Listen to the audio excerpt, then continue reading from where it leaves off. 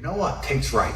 And then the question is, are you actually going to do something about it? You could take 150,000 of these people and travel back in time and stand them in front of their ancestors, and their ancestors who fought fucking saber-toothed tigers or escaped the Mongol hordes or managed to dodge bombs in the Second World War. All the shit they went through just for this fucking cretin to be born, and to look at him. Look at who he is, listen to his life story, listen to what he does on a day-to-day basis, and they would feel nothing but fucking shame.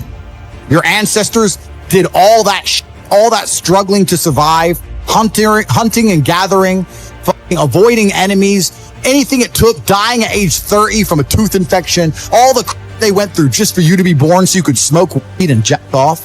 That's what your ancestors died for. That's what they worked so hard for. That's who you are. That's the end of your fucking bloodline. Do you feel no shame?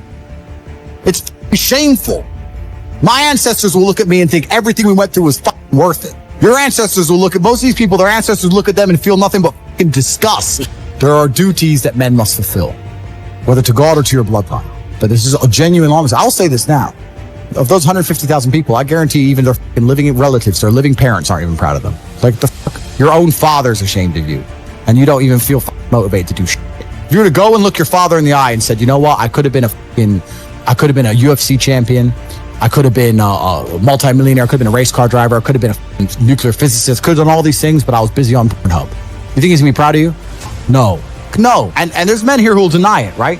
There's men who will go, no. But those are the ones who are most lost. It's the denial that's going to hold you back the most. The people who go, yes, I'm wasting my potential. Those are the ones who have potential. The ones who stand up and go, I am wasting my potential. I could be anything and I am not that yet.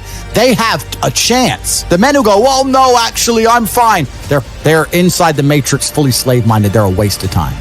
But if you sit there and go, you know what? Yeah, I am wasting my potential. Yes, I can be more than I am. Even if I'm already great, I can be better. As good as I am, I still push myself to the limit every single day. I have every single thing a man could possibly want. I'm still pushing myself. This is your prerogative as a man. But you need to be instilled with a sense of duty to your bloodline. You must want it. You need to want it deep inside your soul. I can't die as anything less than emperor. It's my destiny. Every day, I don't feel like doing things that I still do. It's called discipline. It's called being a man. It's not about feeling like doing it. If you only do things you feel like doing, you know what you end up doing? What? You end up sitting around with a belly, drinking soya fucking latte bullshit. That's what you end up doing if you only do what you feel like doing. You have to wake up and say, I don't feel like training, but I must train. You need to do what you're supposed to do, not what you feel like doing. That's the difference between a man and a child.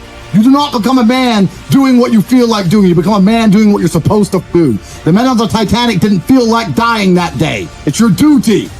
It is your duty to not be a fat piece of shit. That's honor. I have honor to my last name and to my ancestry. It would be disgusting for them all to have fought saber-toothed tigers so I can wake my lazy ass up, off all day, and ask on YouTube how I can stop being a loser. You understand where I'm coming from? No, 100%. So this is down to you, my friend. And listen, you may feel fired up for 10 minutes after this little talk, but you're not going to feel fired up forever. You need to put systems in place. You need to get discipline. And like Justin says, you need to get an atmosphere of people around you who are going to keep you accountable and not make it easy for you to continue to be a nobody. And then you're going to fix your life. Otherwise, you're going to stay a nobody. Everyone has a dream, but not many people have a plan. A dream and a plan are different things. When you say to guys, do you want to be rich? Yeah, I want to be rich. How will you get rich? One day when the comes in. So you can have a dream with no plan. When's the last time something fantastic has ever happened on accident? When's the last time you've seen a big jacked dude and you say, hey man, how'd you get so jacked? And he goes, don't know, oops, don't know. It just happened. No, he planned it. He went to the gym, he ate a certain way, he planned his meals. He had to make it happen. It's exactly the same with getting rich. You need a plan to get rich, right? Everyone out there has a dream, but very few people have a plan. Yep. If you're surrounded by people who have a plan to get rich and you provide value to them in some way, because they're not going to drag you up when you ain't doing nothing, because that's what friendship is. Friendship is value exchange. Yeah. If you provide value to them, sooner or later you're going to begin to make money.